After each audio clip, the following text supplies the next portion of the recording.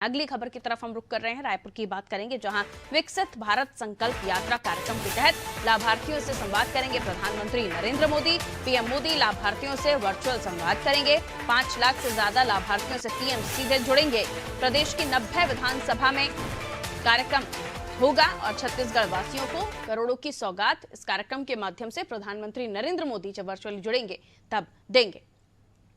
तो विकसित भारत संकल्प यात्रा कार्यक्रम और आगामी चुनाव के लिहाज से बहुत ही महत्वपूर्ण हो जाता है, क्योंकि जो सौगातों का पिटारा अब खुल रहा है सीधा लोकसभा चुनाव में लाभार्थियों को सौगात देने के रूप में होगा लोकसभा चुनाव से पहले, और इसका असर लोकसभा चुनाव में जाहिर है होगा। और ऐसे समझ लेते हैं किस तरह का कार्यक्रम होने जा रहा है। नंदलाल हमारे साथ जुड़े हुए। विकसित भारत संकल्प यात्रा, नंदलाल, जाहिर है लाभार्थियों को संवाद करेंगे प्रधानमंत्री नरेंद्र मोदी और उन्हें करोड़ों की सौगात भी देने जा रहे हैं। किस तरह का ये कार्यक्रम होने वाला है, किस तरह से लोगों को दिखाया जाएगा, किस तरह से प्रधानमंत्री नरेंद्र मोदी जुड़ने वाले हैं और कौन से वो कार्यक्रम है या कौन से वो काम है जिसके बारे में प्रधानमंत्री इस कार्यक्रम में जिक्र करने वाले हैं?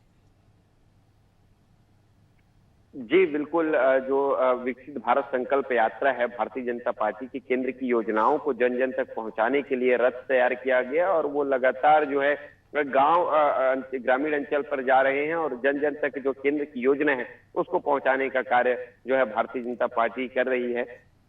लोकसभा चुनाव को मद्देनजर रखते हुए अहम भूमिका निभा रही है ये विकसित भारत संकल्प यात्रा, क्योंकि दूसरी तरफ देखें तो कांग्रेस का भी जो है न्याय यात्रा चल रही है।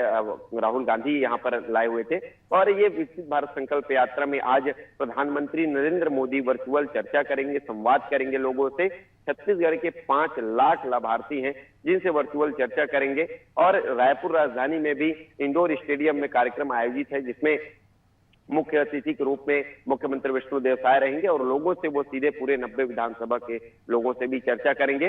90 विधानसभा के अलग अलग विधानसभा में 5000 लोग लगभग प्रत्येक विधानसभा से जुड़ेंगे और जितने भी लाभार्थी है वो सीधे संवाद करेंगे और जो है चर्चा करेंगे। देखा जा रहा था कि जिस प्रकार से जन जन गांव तक जा रहे थे, जो रथ है उनका स्वागत भी करते हमने देखा।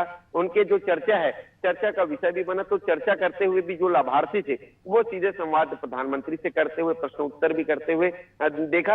आज लगभग 34,427 करोड़ रुपए की सौगात छत्तीसगढ़ प्रदेशवासियों को देंगे, जिसमें से 18 लाख का 9 परियोजना है और एक परियोजना जो लगभग 15,000 और 500 करोड़ का वो परियोजना है, जिसका यहाँ पर लोकार्पण और शिलान्यास करेंगे।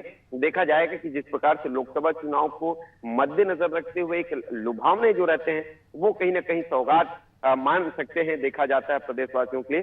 तो ये लोकसभा चुनाव में काफी प्रभावशील रहेगा। 11 छत्तीसगढ़ की लोकसभा सीटें हैं, इसको मद्देनजर रखते हुए ये सभी अलग अलग जो ये क्रिया जो पैसा सीधी रणनीति के तौर पर देखा जा सकता है।